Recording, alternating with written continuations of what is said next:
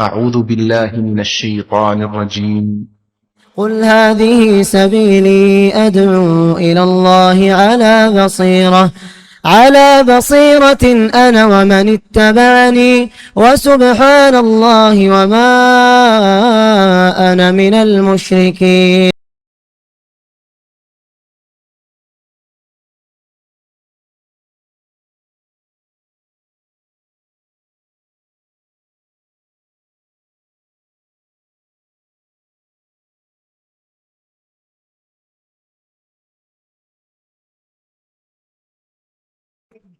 تین طرح کے آپشن دینے کا حکم دیا کرتے تھے.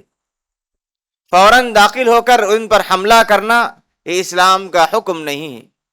اللہ کے رسول صلی اللہ علیہ وسلم جب کبھی صحابہ کرام کو بھیجتے کسی قوم پر یا کسی قبیلے پر حملہ کے لیے تو اللہ کے رسول صلی اللہ علیہ وسلم فرماتے ہیں اغزو بسم اللہ قاتلوا من کفر باللہ، کہ اللہ کے نام سے جنگ کیا کرو اور جنہوں نے کفر کیا ان کے ساتھ قتال کیا کرو.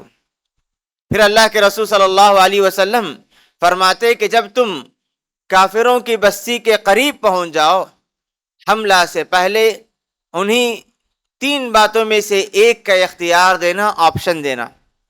سب سے پہلی بات اللہ کے رسول فرماتے کہ انہی توحید اور اسلام کی طرف دعوت دینا. اگر وہ لوگ اسلام قبول کر لیں، اللہ رب العالمین کی عبادت کے لیے تیار ہو جائیں تو ان سے رک جانا، کیونکہ وہ مسلمان ہو جاتے ہیں. اگر وہ لوگ اسلام لانے سے انکار کرتے ہیں تو انہیں جزیہ دینے کا حکم دینا. جزیے کا مطلب یہ ہوگا کہ تم ہمارے ملک میں ہمارے حدود میں رہ سکتے ہیں لیکن تمہیں بدلہ دے کر جزیہ دے کر تمہیں رہنے کا موقع ہوگا. اگر وہ لوگ جزیہ کے لیے بھی تیار نہ ہوں تو ایسے میں آپ لوگوں کو یہ جائز ہوگا کہ تم ان کے خلاف جنگ کرنے کے لیے تیار ہو جاؤ. تین آپشن دیا کرتے، تین میں سے اگر کوئی قبول نہ کریں تو آخری مرحلہ حملے کا ہوا کرتا تھا. اللہ کے رسول صلی اللہ علیہ وسلم کی سنت تھی کہ اللہ کے رسول فوراً حملے کو پسند نہیں کیا کرتے تھے. جنگ کے اس قانون سے ہم جان سکتے ہیں کہ اسلام نے کافروں کے ساتھ صرف سختی کا حکم نہیں دیا بلکہ ان کے ساتھ اچھا معاملہ کرنے، ان کو توحید اور دعوت دینے کا حکم دیا، توحید کی دعوت دینے، اسلام کی دعوت دینے کا حکم دیا. اگر کفار اسلام قبول کرنے کے لیے اور جزیہ کے لیے تیار نہ ہوں تو اس کے بعد آخری آپشن ہوتا تھا کہ ان پر حملہ کرنے کا. معزز حاضرین، ان تمہیدی باتوں کے بعد اسلام کی جو سب سے پہلی جنگ ہے جنگ بدر، اس تعلق سے کچھ باتیں آپ کے سامنے رکھ دینا مناسب سمجھتا ہوں. اللہ تبارک و تعالی نے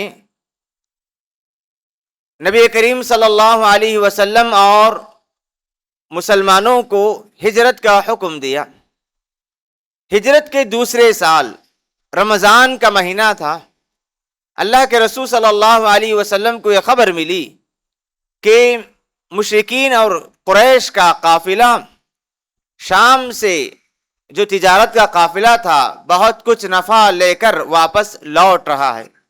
اللہ کے رسول صلی اللہ علیہ وسلم کو یہ خبر ملی تو آپ صلی اللہ علیہ وسلم نے اس تجارتی قافلے کو پکڑنے کے لیے، ان کو نمٹنے کے لیے اللہ کے رسول صلی اللہ علیہ وسلم نے صحابہ کرام کو حکم دیا کہ جلدی جلدی نکلنا ہے، اور جو تیار ہیں انہیں نکلنے کا حکم دیا گیا. اللہ کے رسول صلی اللہ علیہ وسلم چاہتے تھے کہ قریش جو کچھ نفع کما کر لا رہے ہیں ان سے وہ مال چھین لیا جائے.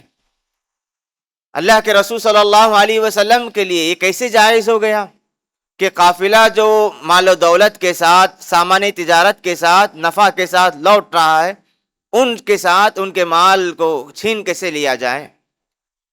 اس لیے کہ انہوں نے تقریباً 13 سال تک مکے میں مسلمانوں کے لیے جینا مشکل کر رکھا تھا.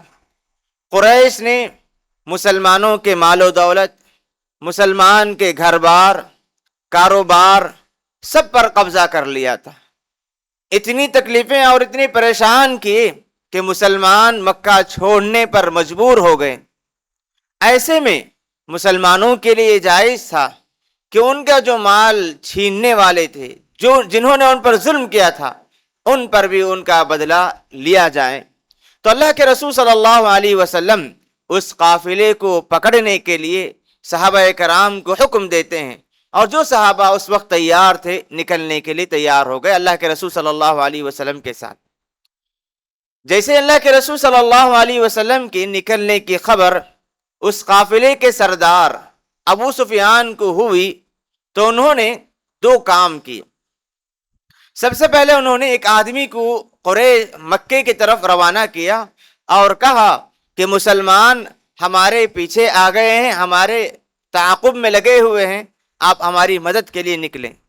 جیسے ہی آدمی ان کا پہنچا مکہ تو وہاں سے ابو جہل اپنے ساتھ تقریباً 1300 کی تعداد لے کر مکے سے مسلمانوں سے لڑائی کے لیے، مسلمانوں سے بدلہ کے لیے نکل پڑتا ہے۔ ابو سفیان دوسرا کام یہ کرتے ہیں کہ جس راستے سے وہ آ رہے تھے راستہ انہوں نے بدل لیا۔ تو اللہ کے رسول صلی اللہ علیہ وسلم جس راستے سے جا رہے تھے تو ابو سفیان کا قافلہ آگے گزر گیا اور اللہ کے رسول صلی اللہ علیہ وسلم سے مسلمانوں سے بچ نکلا۔ جیسے ہی وہ بچ نکلے تو انہوں نے ابو جہل کو اور قریش کو یہ خبر دی کہ ہم امن کے ساتھ، حفاظت کے ساتھ راستہ بدل کر مسلمانوں سے چھٹکارا پا چکے ہیں، اب ہمیں مدد کی ضرورت نہیں، واپس چلے جائیں۔ ابو جہل کے ساتھ 1300 کی تعداد جو تھی ان میں سے 300 کی تعداد واپس لوٹ گئی۔ ابو جہل نے کہا کہ ہم نکل چکے ہیں تو ہم ان سے مقابلہ کر کے ہی واپس لوٹیں گے۔ تو اللہ کے رسول صلی اللہ علیہ وسلم نے صحابہ کرام سے مشورہ کیا کہ ابھی ہم تو نکلے تھے تجارتی قافلے کو پکڑنے کے لیے، اب نوبت یہ آنے والی ہوگی کہ ہمیں قریش کے ساتھ جنگ کرنے کا موقع ہوگا۔ تو صحابہ اکرام سے اللہ کے رسول صلی اللہ علیہ وسلم نے مشورہ لیا۔ تو اللہ کے رسول صلی اللہ علیہ وسلم صحابہ اکرام سے مشورہ لے رہے تھے۔ ابو بکر اٹھے، اچھی بات کہی، عمر اٹھے، اچھی بات کہی، پھر مقداد ابن عمر اسود رضی اللہ عنہ کھڑے ہو کر کہتے ہیں کہ اللہ کے رسول صلی اللہ علیہ وسلم امض ما امرک اللہ، اللہ نے جو حکم دیا وہ کام آپ کیجئے، یقین مانیے کہ ہم آپ کا ساتھ مکمل طور پر دیں گے۔ ہم وہ بات نہیں کہیں گے جو بات کے بنو اسرائیل نے موسیٰ علیہ السلام سے کہا، اذهب انت وربک فقاتلا، ہم یہ نہیں کہیں گے کہ نبی تم اور تمہارے رب کفار سے، مشرکین سے، دشمنوں سے لڑو، بلکہ ہم آپ کے ساتھ مکمل ساتھ دینے کے لیے تیار ہیں۔ اگر آپ ہمیں دائیں سے لڑنے کا حکم دیں، دائیں جانب سے ہم آپ کے ساتھ لڑیں گے، اگر آپ ہمیں بائیں جانب سے لڑنے کا حکم دیتے ہیں تو ہم بائیں جانب سے لڑیں گے، آپ جو بھی حکم دیں اس کے لیے ہم تیار ہیں۔ اس کے بعد انصار کے جو سردار تھے معاذ رضی اللہ عنہ، تو وہ اٹھے اور انہوں نے کہا کہ اللہ کے رسول صلی اللہ علیہ وسلم آپ ہمیں حکم دیں، آپ ہمیں حکم دیں، ہم آپ کے حکم کے لیے سب کچھ تیار ہیں، سب کچھ قربان کرنے کے لیے تیار ہیں، ہمارے قبیلے کے سارے افراد تمہارا ساتھ دیں گے، اگر آپ ہمیں برق الغماد میں جا کر لڑنے کا بھی حکم دیں تو ہم آپ کے ساتھ وہاں بھی ساتھ دیں گے۔ تو اس طرح اللہ کے رسول صلی اللہ علیہ وسلم صحابہ کرام کے اس جواب سے بہت خوش ہو گئے، اور اللہ کے رسول صلی اللہ علیہ وسلم نے صحابہ کرام کو خوشخبری دی کہ جاؤ، میں کل کے دن مشرکین کے قتل ہونے کی جگہ میں دیکھ رہا ہوں۔ اللہ کے رسول صلی اللہ علیہ وسلم نے صحابہ کرام کو خوشخبری دے دی اور میدان جنگ میں میدان میں اتر پڑے۔ میدان میں جانے کے بعد صحابہ کرام 2 دن مستقل سفر کی وجہ سے تھکے ہوئے تھے، بہت سارے صحابہ کرام آرام کرنے کے لیے چلے گئے۔ رات کا موقع ہے اور کل مشرکوں سے، قریش سے مقابلہ ہے۔ اللہ کے رسول صلی اللہ علیہ وسلم پریشان ہیں، برابر دعا میں لگے ہیں۔ اللہ کے رسول صلی اللہ علیہ وسلم دعا میں کہہ رہے ہیں اللہم ان تہلک هذه العصابہ، فلن تعبد کہ اللہ اگر یہ مٹھی بھر جماعت اگر ہلاک ہو جائیں تو اس کے بعد زمین پر تیری عبادت کرنے والے کوئی نہیں ہوں گے۔ اللہ کے رسول صلی اللہ علیہ وسلم برابر دعاؤں میں لگے ہیں۔ ابو بکر صدیق رضی اللہ عنہ نے دیکھا کہ اللہ کے رسول صلی اللہ علیہ وسلم دعاؤں میں لگے ہیں، برابر اللہ رب العالمین سے مانگ رہے ہیں، تو اللہ کے رسول صلی اللہ علیہ وسلم کو ابو بکر صدیق رضی اللہ عنہ نے تسلی دی کہ اللہ کے رسول آپ فکر نہ کریں، اللہ کی مدد ضرور آئے گی۔ اللہ کے رسول صلی اللہ علیہ وسلم دعا سے فارغ ہو کر آتے ہیں اور مقابلہ ہوتا ہے۔ اللہ تبارک و تعالیٰ نے اللہ کے رسول صلی اللہ علیہ وسلم پر بہت ساری خوشخبریاں سنائیں۔ اس موقع پر دیکھیے کہ مسلمان اور نبی کریم صلی اللہ علیہ وسلم مدینے سے نکلے تھے تجارتی قافلے کو پکڑنے اور ان کے تعاقب کے لیے، لڑائی ان کا مقصد نہیں تھا، اس وجہ سے وہ مکمل طور پر ہتھیار اور تیار ہو کر نہیں نکلے تھے۔ مسلمانوں کا ارادہ تجارتی قافلہ تھا، لیکن نکلنے کے بعد اللہ تبارک و تعالیٰ کی مشیت یہ ہوئی، اللہ کی مرضی یہ ہوئی کہ اللہ تبارک و تعالیٰ نے تجارتی قافلے کو بچنے کا موقع دے دیا، اور یہ جو قافلہ جو لشکر مکے سے نکلا تھا وہ مسلمانوں کے قریب تھا۔ تو ایسے میں مسلمان چاہ رہے تھے کہ تجارتی قافلے سے مٹبھیڑ ہو جائے، تجارتی قافلے کے ساتھ ان کا سامنا ہو، جبکہ اللہ تبارک و تعالیٰ نے آیت نازل کی کہ وَتَوَدُّونَ أَنَّ غَيْرَ ذَاتِ الشَّوْكَةِ اِذْ يَعِدُكُمُ اللَّهُ إِحْدَى الطَّائِفَتَيْنِ کہ اللہ نے تمہیں دو قافلوں میں سے ایک کا وعدہ کیا، تم چاہ رہے تھے کہ تجارتی قافلے سے مقابلہ ہو جائے، اور اللہ تبارک و تعالیٰ کی مرضی ہے کہ اللہ تبارک و تعالیٰ اپنے دین کو غالب کرنا چاہتا ہے۔ تو اللہ کے رسول صلی اللہ علیہ وسلم اور مسلمانوں کا مقابلہ لشکر کے ساتھ ہوا جس کا سردار ابو جہل تھا۔ تو لڑائی شروع ہوئی۔ اللہ تبارک و تعالیٰ نے اللہ کے رسول صلی اللہ علیہ وسلم کو وعدہ کیا کہ ہم تمہاری مدد کریں گے، تمہاری مدد کریں گے، اور مدد کی کئی صورتیں بدر کی لڑائی میں نظر آتی ہیں۔ لڑائی سے پہلے مسلمانوں کی جو زمین تھی، مسلمانوں کا جو حصہ تھا، وہ زمین ریتیلی زمین تھی، وہاں لڑنا، وہاں جم کر لڑنا مسلمانوں کے لیے کسی قدر دشوار تھا۔ اللہ تبارک و تعالیٰ نے اس زمین کو سخت کرنے کے لیے بارش نازل کی، اور اس بارش کا دوسرا فائدہ یہ ہوا کہ صحابہ اکرام میں سے بعض رات میں بعض لوگوں کو جنابت لاحق ہو گئی تھی، بعض لوگوں کے دلوں میں بات آ رہی تھی کہ جنابت کی حالت میں ہم لڑیں تو کیسا ہوگا، اس طرح بعض باتیں آ رہی تھی۔ تو اللہ تبارک و تعالیٰ نے بارش کے ذریعے ان کی جو ریتیلی زمین تھی اسے سخت کر دیا، اور پانی بھی بہت صحابہ اکرام کو مل گیا، جس کی وجہ سے وہ جنابت دور کرنے میں کامیاب ہو گئے۔ تو ایک طرح سے یہ مدد ہوئی۔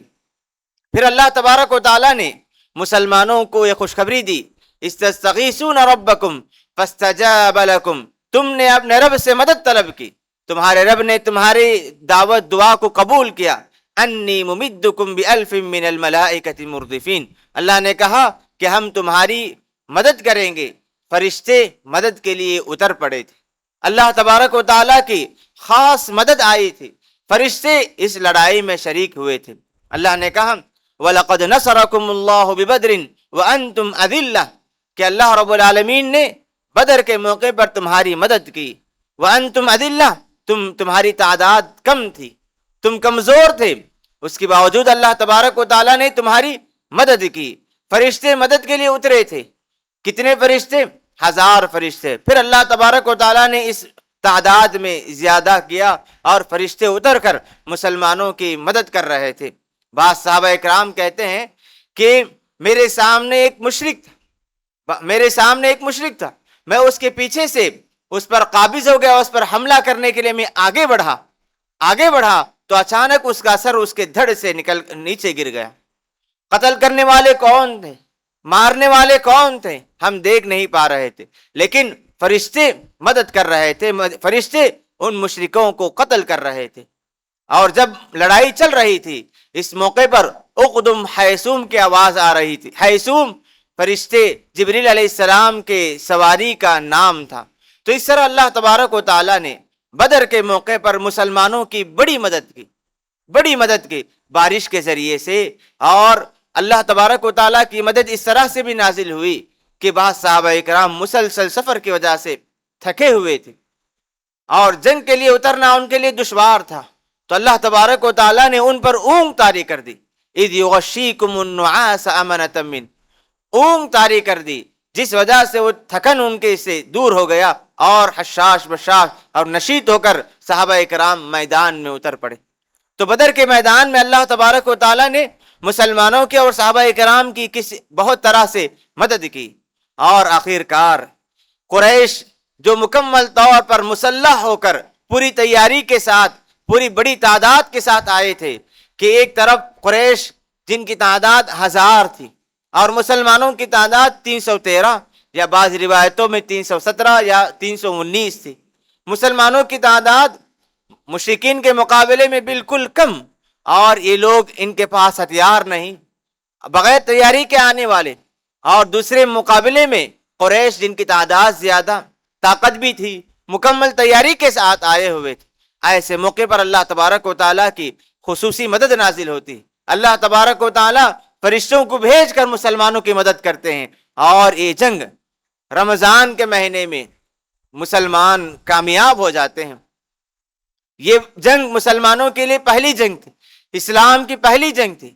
اس جنگ میں اللہ تبارک و تعالیٰ نے اسلام کو غالب کیا، اسلام کو اللہ تعالیٰ نے قوت بخشی، اس کے بعد اسلام مسلسل پھیلنے لگا، اور اس جنگ میں اللہ تبارک و تعالیٰ نے مسلمانوں کے لیے بڑی خوشخبریاں دی، بڑے اس کے مدد یہاں نازل ہوئی، اور اس کے بعد اسلام کی جو نشر و اشاعت ہے، اسلام تیزی کے ساتھ پھیلنے لگا۔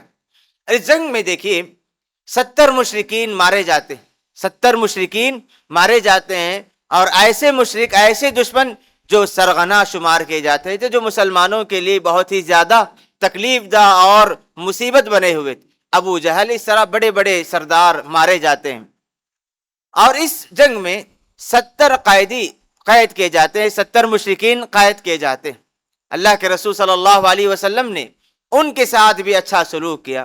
قیدی کا معاملہ تھا، اللہ کے رسول صلی اللہ علیہ وسلم نے اس موقع پر ایک اعلان کیا، لو کان المطعم بن عدی حیا، کہ اگر مطعم بن عدی زندہ ہوتے اور وہ مجھ سے ان قیدیوں کے تعلق سے سفارش کرتے تو میں ان قیدیوں کو بغیر فدیہ لیے آزاد کر دیتا۔ مطعم بن عدی کون تھے؟ مطعم بن عدی وہ تھے، اللہ کے رسول صلی اللہ علیہ وسلم طائف سے جب واپس آئے تھے تو مطعم بن عدی نے اللہ کے رسول صلی اللہ علیہ وسلم کو پناہ دی، اللہ کے رسول صلی اللہ علیہ وسلم کا انہوں نے ساتھ دیا، اور مکے میں مشرکین مکہ اور دشمن جب مسلمانوں کے لیے سخت ہو گئے تھے، مسلمانوں کو بہت زیادہ تکلیفیں دے رہے تھے، ایسے موقع پر مطعم بن عدی مسلمانوں کے لیے نرم پہلو اختیار کیے ہوئے تھے۔ بعض روایتوں میں بات بھی آتی ہے کہ انہوں نے مشرکین نے جو بیکار کے لیے کعبے پر جو تغرا لٹکا دیے تھے، اس کو نکالنے میں بھی مطعم بن عدی نے ساتھ دیا تھا۔ تو اس طرح مطعم بن عدی کا ساتھ، مطعم بن عدی نے مسلمانوں کے لیے نرم پہلو اختیار کیے تھے، تو اللہ کے رسول صلی اللہ علیہ وسلم نے ان کے ساتھ وفا کرتے ہوئے کہا کہ اگر اس موقع پر مطعم بن عدی زندہ ہوتے اور وہ سفارش کرتے تو میں ان لوگوں کو معاف کر دیتا، ان قیدیوں کو آزاد کر دیتا۔ تو اللہ کے رسول صلی اللہ علیہ وسلم نے اپنے ساتھ کسی نے اچھا سلوک کیا تو اس کے ساتھ اللہ کے رسول صلی اللہ علیہ وسلم اچھا بدلہ دینے کی سنت یہاں سے شروع کی۔ تو اسی طرح اس جنگ میں ایک عجیب واقعہ یہ بھی پیش آیا، مورخین نے ایک واقعہ نقل کیا ہے کہ کہتے ہیں کہ ایک صحابی اللہ کے رسول صلی اللہ علیہ وسلم جب میدان بدر میں صفوں کو درست کر رہے تھے، اس موقع پر ایک صحابی کو دیکھا کہ وہ صحابی سب سے آگے بڑھے ہوئے، تو اللہ کے رسول صلی اللہ علیہ وسلم نے آپ کے تیر سے یا نیزے سے ان کے بدن پر یہ کرتے ہوئے کہا کہ صف سیدھی کرو، پیچھے چلے جاؤ۔ اللہ کے رسول صلی اللہ علیہ وسلم کے اس عمل پر انہوں نے کہا کہ اللہ کے رسول آپ نے مجھے تکلیف دی، اللہ کے رسول آپ نے مجھے تکلیف دی، میں آپ سے بدلہ لینا چاہتا ہوں۔ اللہ کے رسول صلی اللہ علیہ وسلم نے کہا ٹھیک ہے، تم بدلہ لے لو۔ اللہ کے رسول صلی اللہ علیہ وسلم بدلہ لینے کے لیے اپنے آپ کو آگے بڑھاتے ہیں۔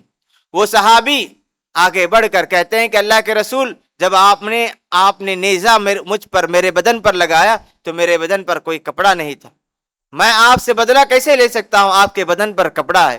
تو اللہ کے رسول صلی اللہ علیہ وسلم نے چادر کو ہٹا لیا، تو صحابی اللہ کے رسول صلی اللہ علیہ وسلم کے ساتھ چمٹ گئے، اپنے آپ کو اللہ کے رسول صلی اللہ علیہ وسلم کے بدن سے چمٹ لیا۔ اللہ کے رسول صلی اللہ علیہ وسلم نے کہا کہ جنگ کا موقع ہے، ابھی مقابلے میں قریش اور دشمن ہمارے مقابلے میں کھڑے ہوئے، تم یہ حرکت کیا کر رہے ہو؟ تو وہ صحابی نے کہا کہ اللہ کے رسول، جو کچھ ماحول ہے آپ بہتر جانتے ہیں، مقابلے کی تیاری ہو رہی ہے، ابھی جنگ شروع ہونے والی ہے، نہیں معلوم کہ اس جنگ کے بعد میں زندہ رہوں یا میں شہید ہو جاؤں، مجھے نہیں معلوم کہ میں اس کے بعد زندہ رہوں گا یا میں شہید ہو جاؤں گا، اس لیے میں نے چاہا کہ آخری مرحلے میں میرا بدن آپ کے مبارک جسم سے لگ جائیں، اور میں اگر مروں تو میرے آخری جسے میرا بدن چھونے والا ہے وہ آپ کا جسم ہو جائے۔ تو اس طرح صحابہ اکرام نے ایسے محبت کے بہترین نمونے پیش کیے۔ تو جنگ بدر یہ اسلام کی پہلی جنگ تھی، اس جنگ میں اللہ تبارک و تعالیٰ نے مسلمانوں کی بڑی مدد کی، اور یہ جنگ مسلمانوں کے لیے بہت ہی بہترین جنگ واقع ہوئی۔ اس جنگ میں جو کچھ فیصلہ ہوا، اسی لیے اللہ تبارک و تعالیٰ نے اس جنگ کو، اس دن کو یوم الفرقان کہا۔ اس کے بعد اسلام کو طاقت ملتے گئی اور اسلام تیزی کے ساتھ پھیلتا گیا، اور اس کے بعد مشرکین اور کافروں کی تعداد ختم ہوتے گئی، کم ہوتے گئی، اور اسلام پھیلتا گیا۔ پھر جنگ بدر کے تعلق سے چند اہم باتیں تھیں۔ اللہ رب العالمین سے دعا ہے کہ پروردگار اللہ کے رسول صلی اللہ علیہ وسلم کی زندگی میں اور ان کی سیرت میں جو کچھ پیغام، جو کچھ عبرت کی باتیں ہمارے لیے ہیں، ان باتوں کو سننے اور ان پر عمل کی توفیق عطا فرمائے۔ اللہ رب العالمین جب تک زندگی عطا فرمائے، اللہ رب العالمین کی بندگی میں زندگی گزارنے کی توفیق عطا فرمائے۔ رب العالمین ہمارے اس رمضان کو بہترین رمضان بنائے، پروردگار ہمارے گناہوں کو معاف کر دے اور جنت جانے کا بہترین موقع عنایت کر دے۔ اللہم آمین، وصلی اللہ علی نبینا محمد وعلی آلہ وصحبہ اجمعین۔